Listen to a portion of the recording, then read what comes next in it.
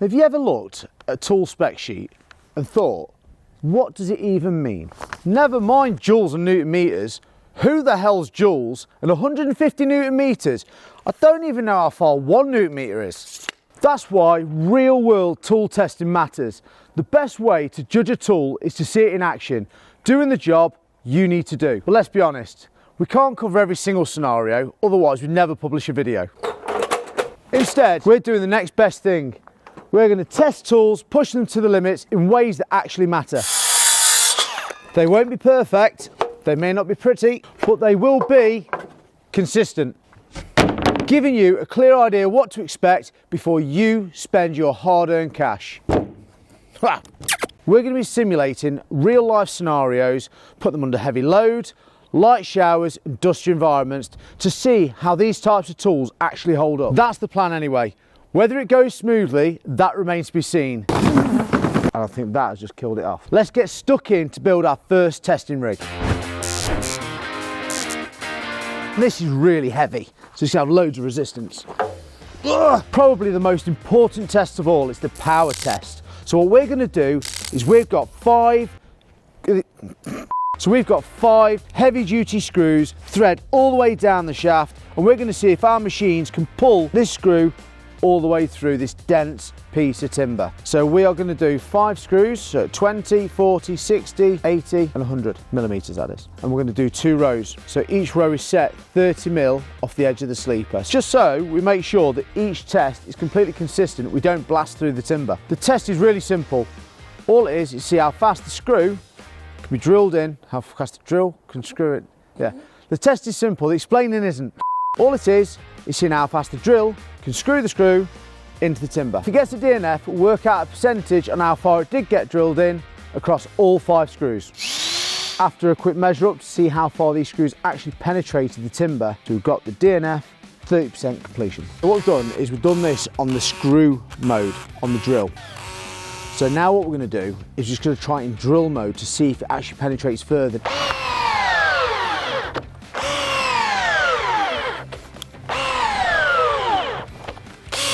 Ugh. That's only gone down by 1 bar. But you can see in drill mode, despite the fact it's already gone in a bit, it seemed to send it home a lot better. It smells like I'm cooking bacon on the inside of the drill. And I think that has just killed it off. Now we can do another one here with the impact gun.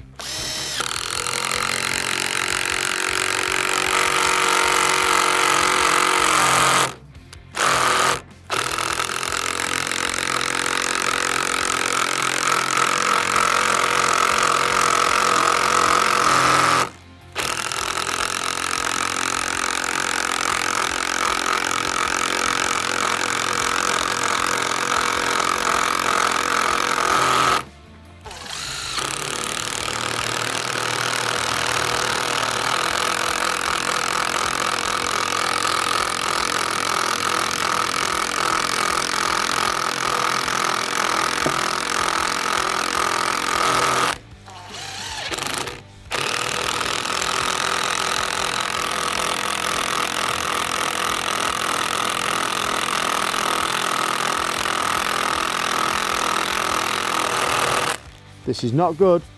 We'd like to have a finisher. Right now we know this rig is really difficult, but let's hope it's not too difficult. Test number 2 is our endurance test. Now, you might have a powerful tool, but you don't want the fun to be over before you've even got started. So now we're going to build a rig that's going to allow us to test our drill under load just to see how long we can last.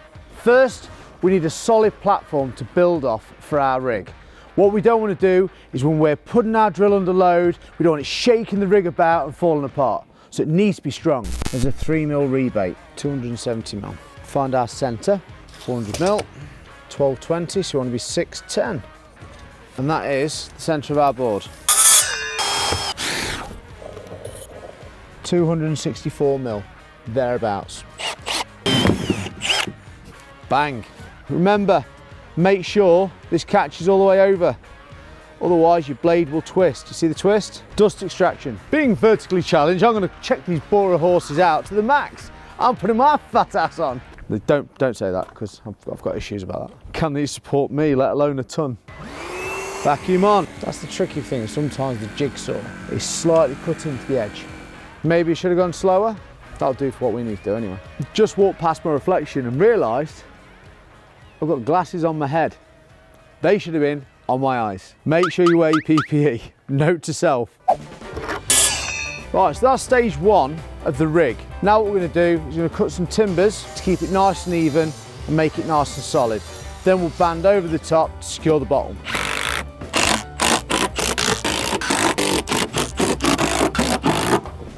And there we have it. Next bit, we're going to fix this down onto our board.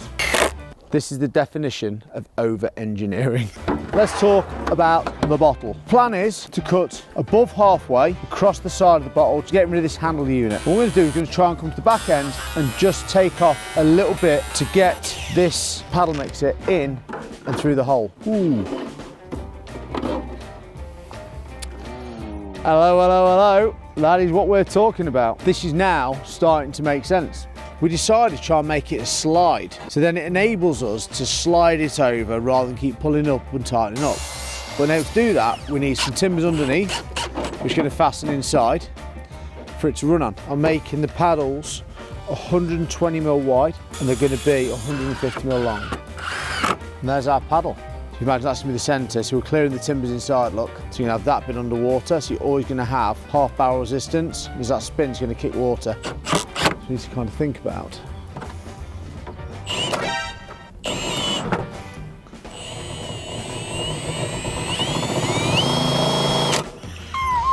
It's gonna be mint.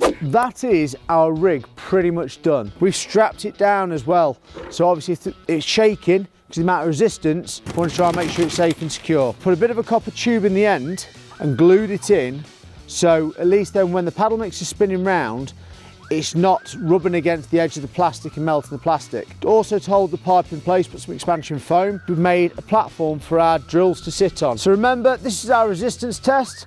The test starts when the drill starts, and it's about seeing how long it can last before it loses charge.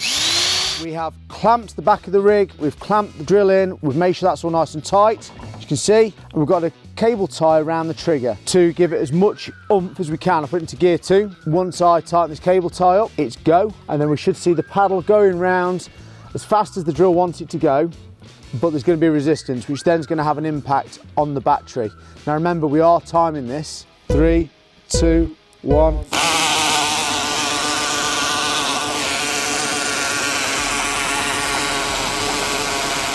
H. It's in screw mode. Just didn't think about that.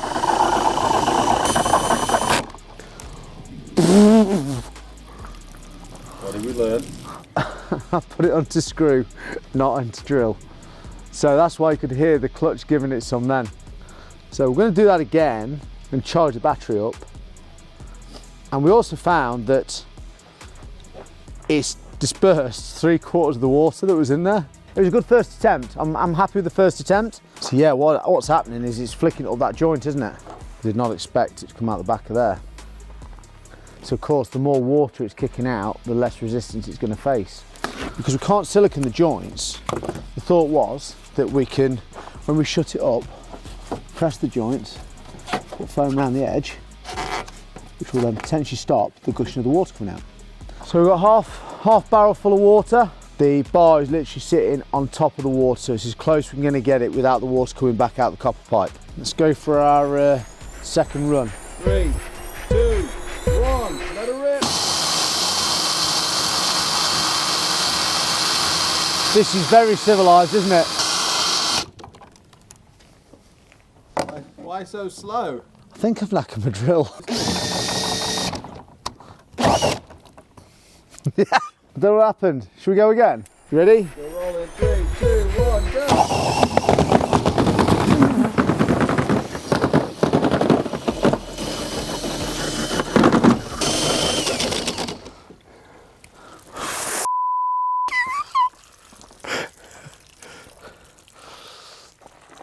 The framework strong enough, does the job. The issue we seem to have is the disbursement of the water and this little trick here. We're thinking maybe we were too vicious with it expecting too much from gear 2, like I'm expecting the rig to hold up. We'll put it into gear 1. By hand seems to be good, so I'm going to put some more water in and then we'll go again. We've got it in gear 1, in drill, and we are hoping this thing holds itself together. 3, 2, 1, drill it. That's a lot better. This is to be expected. We have a copper pipe running out the neck of the barrel, out the drum, and we are expecting a bit of water to go up that pipe.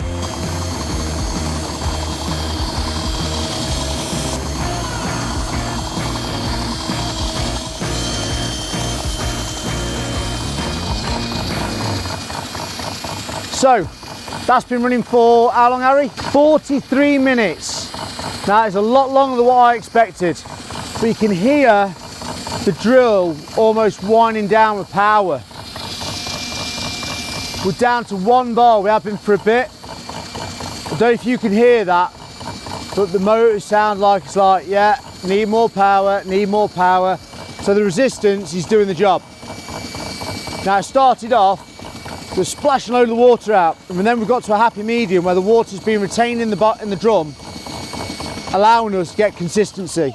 And there we go. That was lovely timing. 43 minutes, 32 seconds. We've still got enough power for a light to be on there. The other thing as well, we haven't killed the drill. Our aim isn't to kill the drill. The aim is to test the resistance. So we don't want to kill it. We want to make sure it's a fair test. We want these drills to survive. Now moving on to test number 3, the recharge time. So this is the battery we used in test number 2. As you can see, we have the red bar flashing, which means it is down. Now I'm going to put it onto this charger and see how long it takes to charge up. And we're also going to time it using a stopwatch, which will be kept on display. So I'm going to slide the battery in, make sure she locks in. She's in. I'm going to turn the power on and we're off. As you can see, all the lights are on. Now this is a dual unit, but it doesn't affect the charge time. As a trade professional, let's be honest, how many leads are you missing out on through having an outdated website, or even at worst case, you haven't even got one? That's where Built comes in. They only build websites for trades. They know what it takes to get you found, win more work, and grow your business. You don't lift a finger. Seriously, just a 10-minute phone call and they handle everything. They'll write and optimize all your content so you'll actually rank on Google and attract more leads. You get text messages straight to your phone, so you never miss a job. They'll set up your Google My Business so you can collect reviews and outshine your competitors. And they'll even help with your business T's and C's. Right now, get your first month completely free. That's up to £165. No hidden fees, no lead charges, just one simple monthly subscription. But don't wait, the offer ends 30th of June. Built has made over 1,000 websites and generated over 136,000 leads for trades just like you. To get your first month free, click the link in the description, request a callback and get your website sorted today. Test 4 and 5 are resilient tests. This first one is a makeshift rig.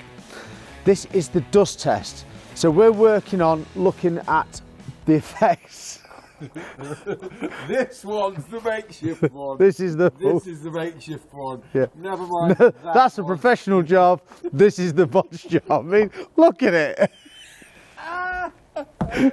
How this works is by putting the drill in a confined area, well a load of dust in, and you'll see if the drill lasts, which hopefully it will. It's been made up of timber shavings and we've got some kiln dry sand. That's just going to simulate working outdoors and indoors, maybe working on a renovation project. You'll have those sorts of particles flying about the area. So what we've got here is a controlled environment and it's not windy, so there's nothing circulating. So we're going to mimic that by using a vacuum on blow mode. 1, 2, 3. 1, 2, 3. Ready, go. 1, 2, 3.